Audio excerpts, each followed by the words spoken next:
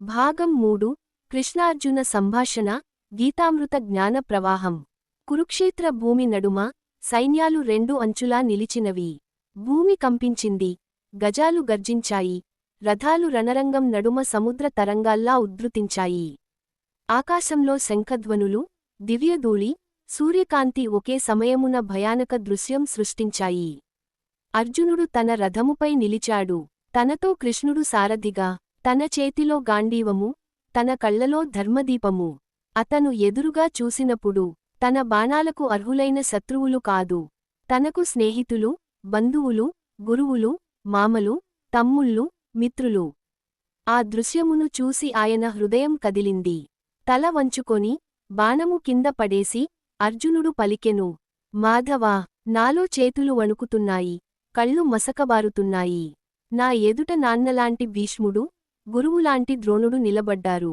వారిని సంహరించి రాజ్యం పొందడం ధర్మమా? కృష్ణుడు స్మితముతో చూశాడు.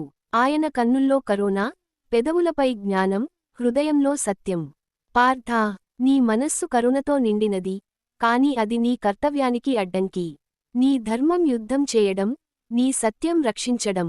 అర్జునుడు తలదించుకొని అన్నాడు, కృష్ణా, నేను యుద్ధం చేయను. జయమో పరాజయమో నాకు సమానం.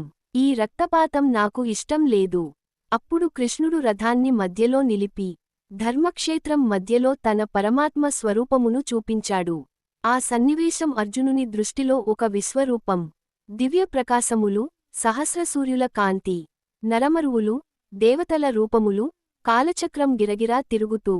కృష్ణుడు గంభీరముగా పలికెను, పార్థా, నీవు యుద్ధకార్యము చేయకున్నా కాలచక్రము ఆగదు. నేను సమస్త జీవులలో అంతరాత్మ. నీవు కేవలం నా సాధనం. ధర్మాన్ని స్థాపించుటకు నిన్ను వినియోగిస్తున్నాను. కర్మచేసి ఫలమును ఆశించకు. కర్తవ్యమే నీ హక్కు. అర్జునుడు కళ్ళతుడుచుకొని ఆ సత్యాన్ని గ్రహించాడు. అతని హృదయం భయము విడిచి ధైర్యముతో నిండింది. మాధవా, ఇప్పుడు నాకు సందేహం లేదు. నేను నీ ఆజ్ఞను పాటిస్తాను. నా గాంధీవము మళ్లీ ధర్మరక్షణకై సిద్ధమైంది. కృష్ణుడు చిరునవ్వుతో అన్నాడు, అది నీ విజయం, పార్థా. నీవు యుద్ధం చేయు, కాని దానిని అహంకారం లేక భగవద్భక్తితో చేయు. నీ బాణమునకు నేను దిశానిర్దేశం చేస్తాను. అలా గీతామృతం ప్రస్ఫుటమై అర్జునుడు తన ధర్మాన్ని పునరుద్ధరించాడు. ఇంతలో ఆకాశములో దివ్యధ్వనులు, ధర్మో జయతే, అర్జునో జయతే. భూమి మరోసారి కంపించింది. అర్జునుడు తన రథముని ముందు నడిపాడు. అక్కడ ఎదురుగా కర్ణుడు దివ్యరథముపై కవచములు మెరుస్తూ నిలిచాడు. ఆ ఇద్దరి కళ్ళు ఒకదానిని మరోదానిలో దృఢంగా చూశాయి. ఒక క్షణం మౌనమయమైన ఆకాశం, ఆగ్రహభరితమైన భూమి, గాలి స్తబ్దమైంది. కృష్ణుడు సన్నగా చెప్పాడు, పార్థా, సమయం చేరింది. నీ ధర్మం రణరంగంలో పరీక్షించబడుతుంది.